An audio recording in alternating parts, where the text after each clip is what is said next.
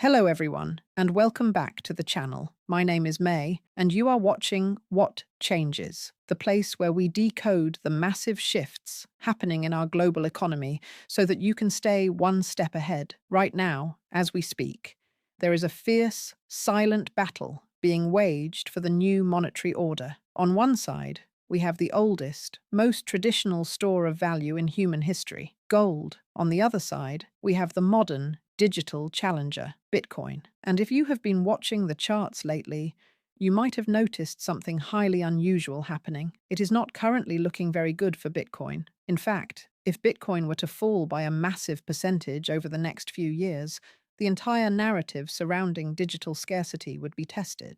But to understand why this is happening, we have to zoom out. We have to look at the very foundation of how our world operates, because what we are experiencing right now is not just a temporary market dip or a random fluctuation. It is the beginning of a massive seismic shift in global finance. Before we dive deep into the charts, the history, and the shocking data pointing toward a decade-long wealth transfer, I want to invite you to join our exclusive community. If you want real-time updates and deeper discussions on the topics we cover today, make sure to join our Telegram channel. The link is right down there in the YouTube description. I also have a book recommendation coming up later in the video that perfectly pairs with today's topic, so make sure you stick around for that. Now, let us get into it.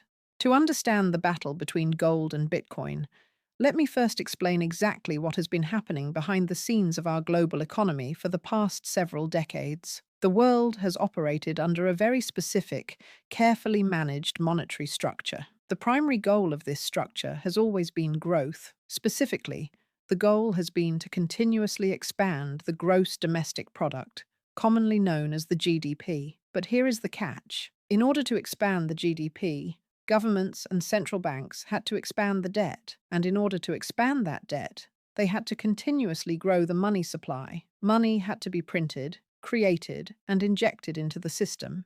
As this financial system grew larger and larger, expanding like a balloon, most of the world's capital flowed directly through the United States dollar and poured into financial assets. This massive influx of capital is the primary reason why the US stock market has outperformed almost every other type of investment for decades. We have been living through a historic, unprecedented expansionary period. Bitcoin was actually born directly into this specific world. It was created during an era of endless money printing and financial expansion. But today, that system, the very foundation that birthed digital currencies, is coming to a dangerous breaking point. Why? Because global debt is no longer just growing at a steady pace. It has completely exploded. Debt is now growing significantly faster than the underlying economies that are actually supposed to support and pay for it. We have reached a point of mathematical unsustainability. As a result, something known as the global old rules-based order is rapidly coming to an end. The international order that we have relied on, based on mutual rights, predictable rules, and dollar dominance, is fracturing. It simply no longer exists in the way it used to. So, what happens when the global system fractures? Throughout all of recorded financial history, whenever the ruling monetary order begins to break down, money gets terrified. And terrified money always looks for a safe harbor. It looks for something called the safest, neutral asset. What exactly does that mean? A neutral asset is an asset that is not tied to the promises or the stability of any specific country, government, or central bank. It exists entirely outside of the traditional financial system. It has no counterparty risk. If a government collapses, the neutral asset survives. Historically speaking, the most reliable neutral assets have been physical items with a strictly finite supply. You cannot simply print more of them when you are in debt. And for thousands of years, the ultimate neutral asset was, without a doubt, gold. Fast forward to the modern era. When the financial system began showing cracks, a lot of people firmly believed that Bitcoin was destined to be the digital equivalent of gold. The prevailing thought process went like this: if the world is entering an era of deep uncertainty, and if we truly do not know what the new financial system is going to look like, then the hardest, most scarce asset is usually the safest bet. Because Bitcoin is highly portable, completely digital, and mathematically finite, millions of investors assumed it would naturally outperform everything else in a crisis, including gold. Except, if we look at the data today, that is absolutely not what is happening.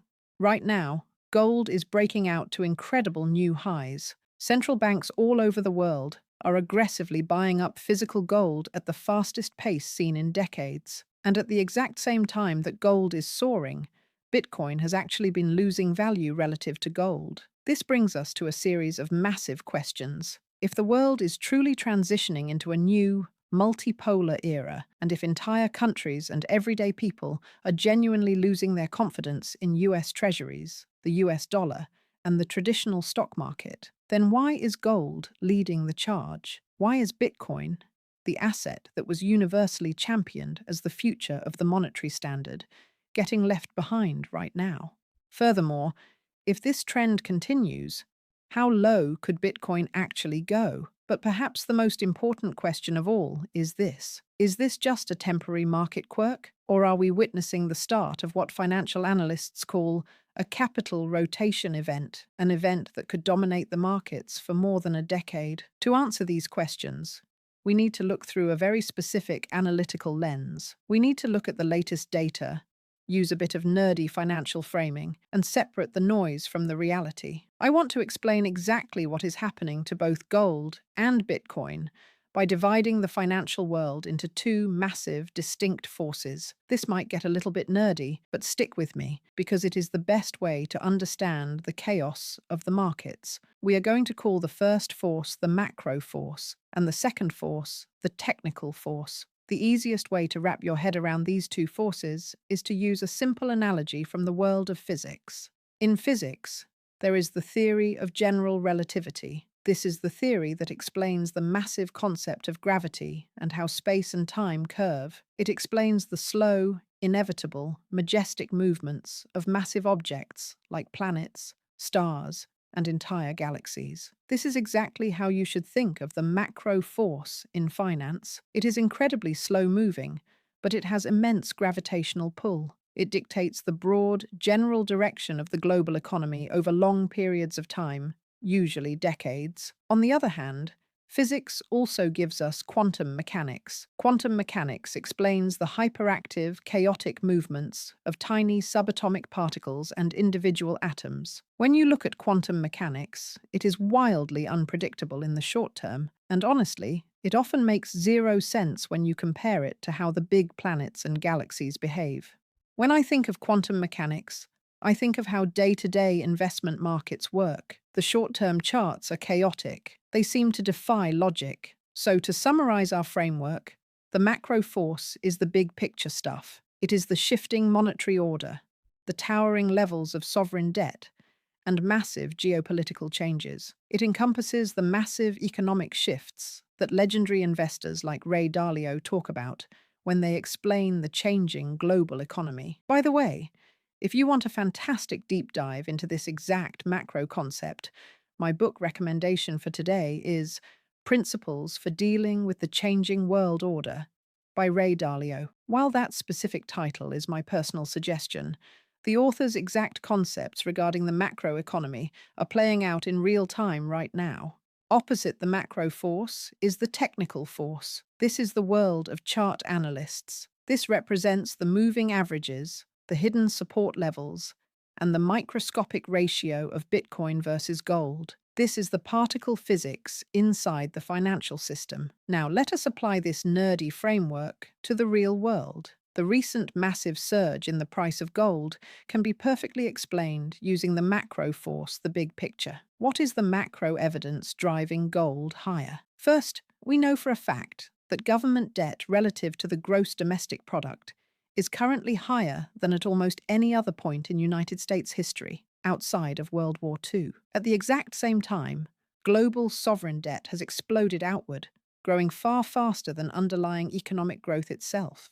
Because the world order is shifting and fracturing, central banks around the globe are heavily accumulating physical gold at the fastest, most aggressive pace in modern history. In many major countries, Gold now makes up a significantly larger share of their official reserves than it has in years. What this means is that sovereign nations, the highly powerful Tier 1 nations that possess nuclear weapons, are actively choosing gold over traditional paper assets like United States treasuries. This creates a massive amount of what we can call structural gravity. This macro gravity is continuously pulling global wealth away from paper promises and heavily toward gold, because gold is a neutral, hard asset that operates completely outside the control of any single government or printing press. The macro force dictates that, in this environment, gold should be incredibly strong, and it is.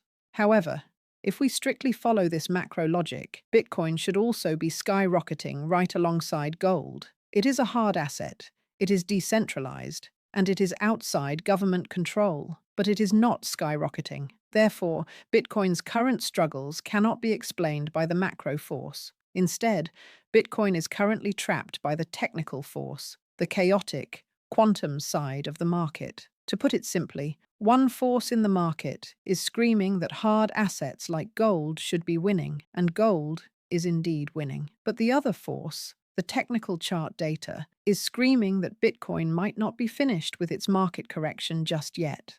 This leaves us facing two very distinct possible futures. Either Bitcoin is merely catching its breath before launching into a massive supercycle to follow gold to incredible new highs, or we are currently witnessing the very early, painful stages of a massive capital rotation event, an event that the vast majority of everyday investors are entirely unprepared for. Let us talk about this capital rotation event, because this is the core of what is happening right now. What exactly is a capital rotation? That a capital rotation is the fundamental concept that investment money moves through different cycles and phases, shifting heavily from one type of asset class to another based on changing economic conditions. Investors alternate their preferences. In some eras, they love financially productive assets like tech stocks, but in other eras, they flee those markets and rotate their wealth into scarce, hard assets.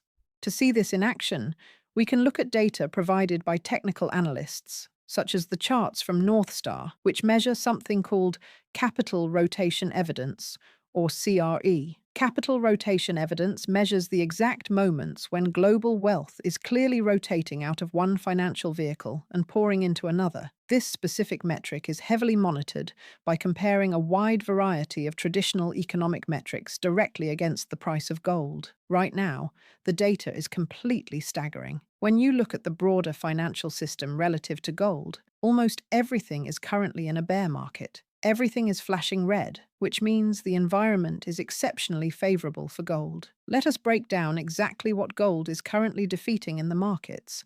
When you compare the mighty S&P 500, the benchmark of the US stock market, against gold, gold is currently winning. When you compare the tech-heavy Nasdaq against gold, gold is winning. When you compare the strength of the US dollar itself against gold, gold is winning. When you compare the M2 money supply against gold, gold is winning. When you measure the consumer price index, which is the official metric for inflation, against gold, gold is winning. Even when you look at broader market indexes like the Russell or the Wilshire, gold is outperforming them all. Gold is literally rising faster than almost every major financial index on the planet right now. Now, if just one of these metrics were losing to gold, it would not be a big deal. It would not tell us much. But analysts argue that when we see a massive coincidence of data, when the stock market, the dollar, the money supply, and inflation are all simultaneously losing ground to gold, it is a massive red flag.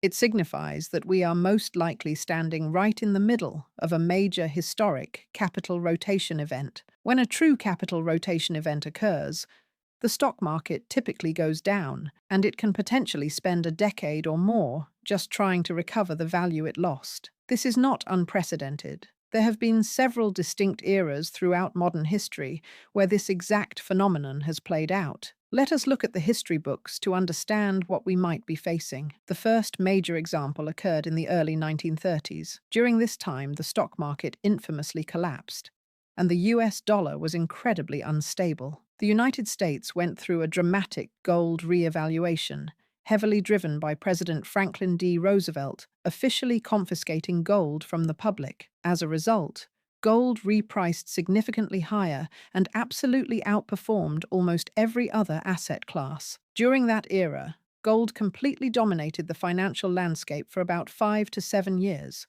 Meanwhile, the traditional stock market suffered so badly that it did not return to its 1929 all-time highs until the year 1954. That is a textbook capital rotation event. The second major example happened in the 1970s, and this is considered the big one. This was a decade defined by massive, crushing amounts of inflation in the United States. During the 1970s, the stock market essentially went totally flat for an entire decade in what economists call real terms, meaning the returns relative to inflation. While the stock market stagnated, gold went on a historic, unprecedented tear, rocketing upward by over 2,000%. That aggressive gold domination lasted from roughly 1971 until 1980, a period of about 9 years. Once again, that was a massive capital rotation event.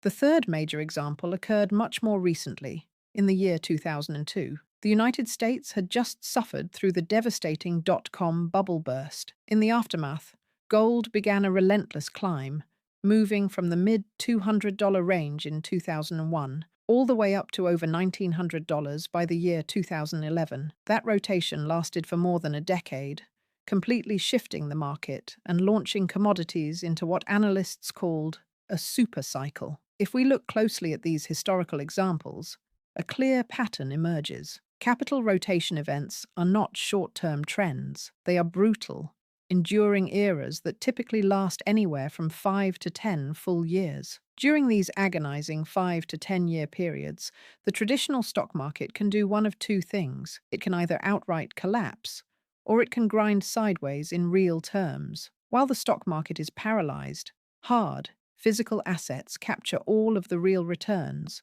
Right now, analysts are suggesting that practically every major financial metric is trending downward relative to gold, all at the exact same time. When global capital begins rotating with this level of ferocity, it is a glaring indicator of a profound shift in investor confidence. When the biggest investors in the world suddenly decide they prefer the safety of neutral assets over the financial productivity of stocks, it is usually because the entire global financial system is secretly absorbing massive amounts of stress. This stress comes from the exact macro forces we discussed earlier: towering debt levels, rampant inflation, the debasement of national currencies, and the geopolitical fragmentation of the world order. That systemic stress has to go somewhere.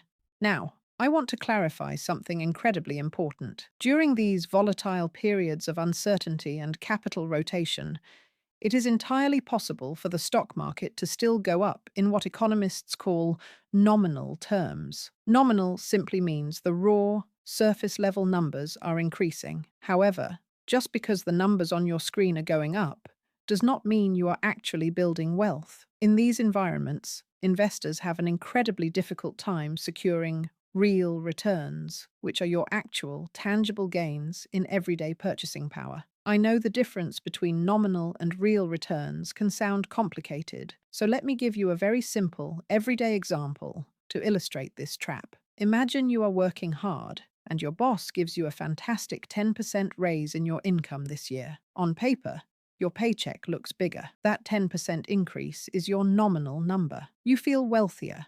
But then, you go to the grocery store, you pay your rent, you buy gas, and you suddenly realize that due to inflation, the overall cost of living has become 11% more expensive this year. Because your life costs 11% more, but your income only went up 10%, your real income is actually negative 1%. Even though you got a raise, you took a loss in real purchasing power. This exact same illusion happens in the financial markets. The stock market can easily climb 10% in a given year without a problem, painting a beautiful green chart. But if the currency is being debased and inflation is raging, those stock market investors are actually losing purchasing power in real terms. So, when the charts suggest a capital rotation is underway, it does not necessarily guarantee an apocalyptic stock market crash. What it does mean is that real returns in the stock market are going to be severely compressed and choked out, while hard, scarce assets soar. The ultimate takeaway here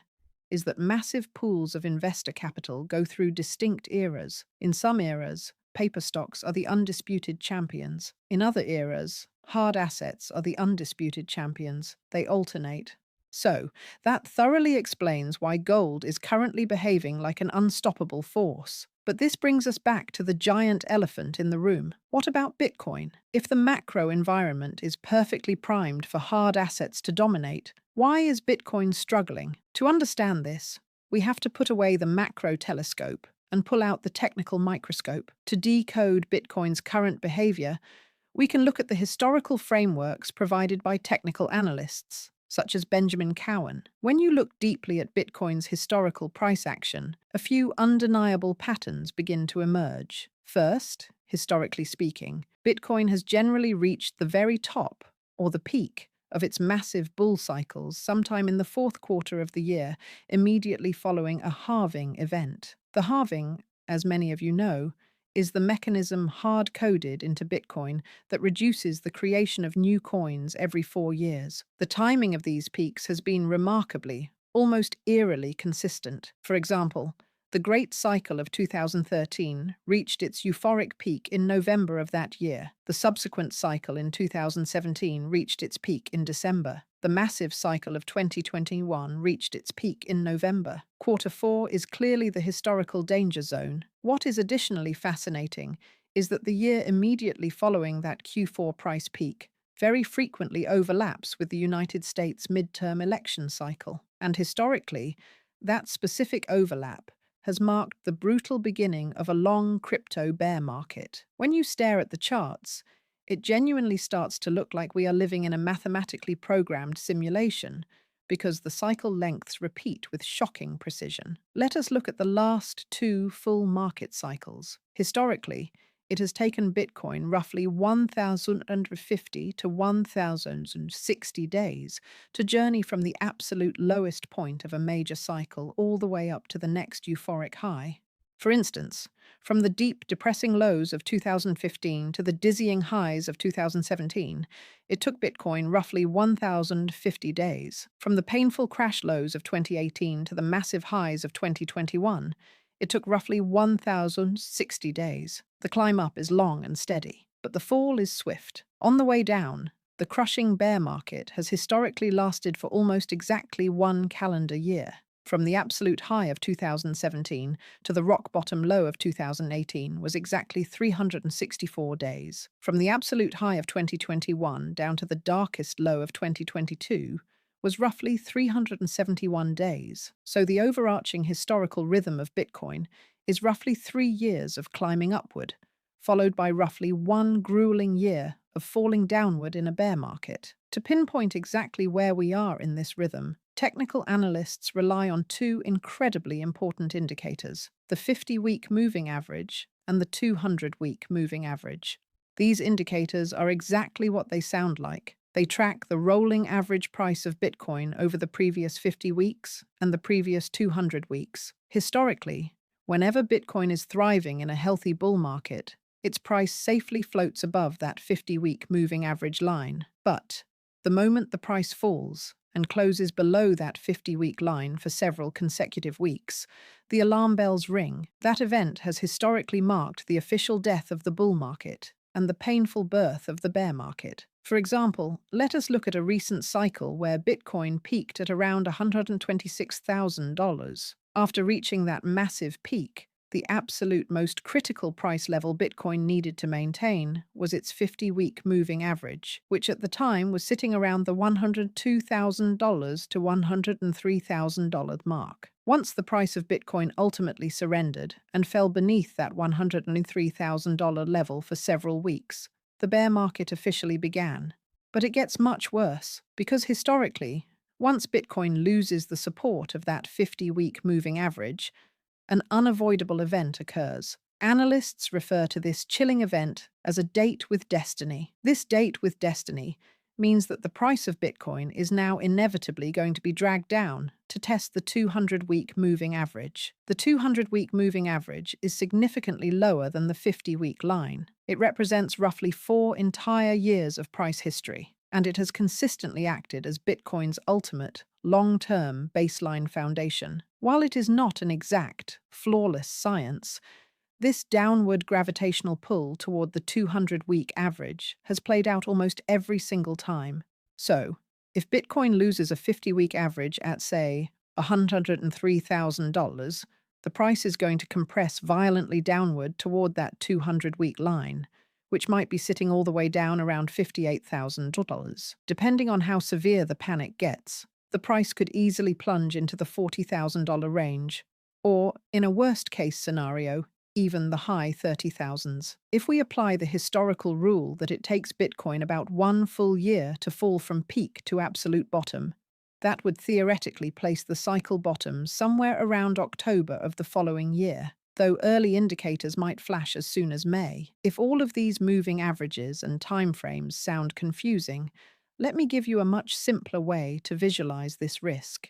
Look at how far Bitcoin has crashed after every single major peak in its history. With every new cycle, the percentage of the crash gets slightly smaller. So if we assume the next crash is roughly 7% less severe than the previous cycle's crash, we might be looking at an overall drop of about 70% from the all-time high. If the all-time high was $126,000, a 70% devastating drop would put the bottom price right around $37,800. Shockingly, that mathematical percentage lines up almost perfectly with the moving average targets we just discussed. It is not a guaranteed science, but it is a terrifyingly consistent pattern that no investor can afford to ignore. So if we tie all of this back together, we arrive at a very sobering reality.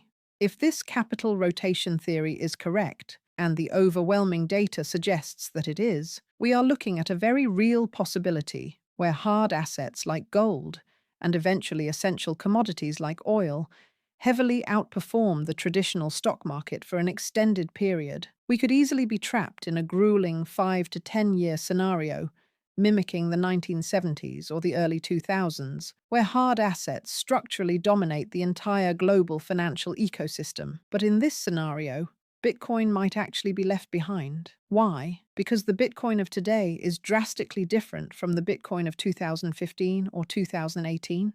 Today, Bitcoin has been completely financialized and securitized by Wall Street. It has been packaged inside ETFs. It is heavily utilized as leverage collateral. It is hopelessly entangled in massive, opaque derivatives markets. Wall Street has built complex paper products directly on top of these ETFs. Major corporations are borrowing massive amounts of debt against their Bitcoin holdings. Even the Bitcoin miners themselves are financing their expensive operations by borrowing against the asset. What does all of this financialization actually mean? It means that Bitcoin's daily price is no longer driven purely by the organic fundamentals of scarcity. Instead, the price discovery is being heavily manipulated and dictated by the trading of endless paper derivative products. Because of this massive securitization, the actual price of Bitcoin can easily be suppressed in the short term, and it is highly likely that it is being actively suppressed to some degree right now. Interestingly enough, gold actually went through this exact same agonizing process. In the year 2004, the financial markets introduced paper gold ETFs. Wall Street securitized gold, and for a period of time, the price was heavily suppressed by paper trading. But history teaches us a vital lesson. Price suppression utilizing paper derivatives can only last for so long. Eventually, the underlying physical asset becomes too scarce. The macro pressures become too great. The asset breaks the chains, and the price explodes violently upward. For gold, those macro chains are breaking right now due to geopolitical uncertainty and massive central bank hoarding. The technical analysis simply says that it is finally gold's turn to dominate the global markets. I believe that eventually, the exact same breakout will happen to Bitcoin. The chains of paper suppression will eventually snap, but the brutal truth is that we simply do not know how long we are going to have to wait for that to happen. We all desperately hope that the next halving cycle will rocket us to new all-time highs, But there are absolutely zero guarantees in this new, fractured world order. The technical charts for Bitcoin are warning us clearly. For now, the euphoric bull cycle is likely over. We have entered the dark, painful phase of the cycle, where all of the reckless leverage and excessive debt is forcefully flushed out of the system. Bitcoin might just grind sideways, destroying the hopes of impatient traders for the rest of the year. There is a brilliant piece of wisdom regarding these specific market conditions that technical analyst Benjamin Cowen shared, and it is something you should burn into your memory. He noted that bull markets make absolutely everyone look like a financial genius, but bear markets? Bear markets make fools out of both the bulls and the bears. What does that mean? It means that during a chaotic rotation, the market will actively try to trick you. There could easily be a moment later this year where Bitcoin suddenly rallies hard, surging close to that 50-week moving average, maybe even teasing a massive breakout towards six figures. In that brief moment, the pessimistic bears are going to look incredibly foolish. But then, just as quickly, the market could violently reverse. By the fourth quarter, we could experience a devastating crash downward, completely wiping out the overconfident bulls and making them look utterly foolish in return. Bear markets are designed to chop up impatient money. They make everyone look foolish. That volatile whipsaw scenario is a very real possibility right now. So, at this point, you might be asking a very logical question. May, if gold is clearly breaking out to historical highs, and if the charts suggest Bitcoin is destined to go lower, and if we are truly entering a massive, decade-long capital rotation event, why don't you just sell absolutely everything you own and dump it all into physical gold? It is a completely fair question, and here is exactly how I process this dilemma. I firmly believe there is a massive difference between intelligently recognizing that a macroeconomic rotation is currently happening and arrogantly trying to perfectly time the top and bottom of that rotation. History shows us that capital rotations do not happen in a clean, predictable, straight line. Even during the massive inflationary crises of the 1970s and the explosive early 2000s, the markets were in complete chaos. There were incredibly violent counter-rallies that tricked investors into buying back in. There were fake breakdowns that terrified people into selling at the exact bottom. There were massive, wealth-destroying market whipsaws. Furthermore, if Bitcoin is actually still in the very early stages of its long-term global adoption phase, if institutional ETFs, massive sovereign national interest, and secure bank custody are truly still expanding globally, then panic selling all of my Bitcoin right now, just because of temporary technical weakness, could be the exact same tragic mistake that weak-handed investors made in the previous bear cycles. Therefore, for me personally, the ultimate question is not, should I panic and sell everything? The much smarter, more mature question is, how do I allocate and invest my money so that my wealth survives and thrives, regardless of which outcome ultimately happens? If Bitcoin suddenly defies the charts and explodes upward, I absolutely do not want to be left behind on the launchpad. Conversely, if gold continues its historic outperformance and dominates the decade, I refuse to be blind to it. I want to deeply understand exactly why it is happening, and I want to ensure I own a strategic allocation of it. Because of this chaotic uncertainty, instead of liquidating my entire portfolio out of fear, I have chosen a strategy of rigorous, calculated diversification. I stubbornly hold my Bitcoin for the long-term asymmetric upside, but I also maintain my exposure to the broader US economy through the S&P 500. I actively hold robust dividend-paying stocks because historically, companies that pay strong dividends can perform exceptionally well for investors during a stagnant, sideways market where growth is dead. I would also gladly accumulate more high-quality technology stocks if they become undervalued. In addition to market assets, I have taken steps to de-risk my personal life. For example, I have recently sold my rental property. Why? Because as we enter a period of massive macroeconomic stress and capital rotation, I simply do not want to carry any unnecessary debt. I refuse to deal with the headache, the maintenance, and the legal liability of a property.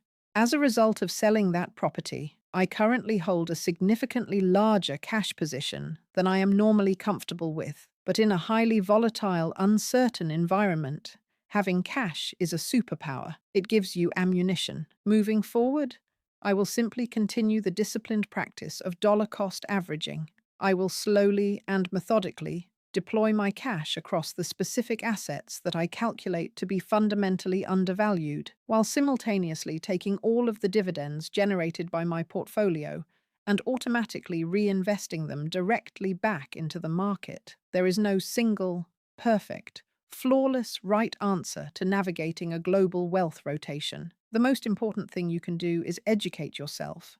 Understand the difference between the massive macro gravity and the chaotic technical noise, and prepare your portfolio for deep volatility.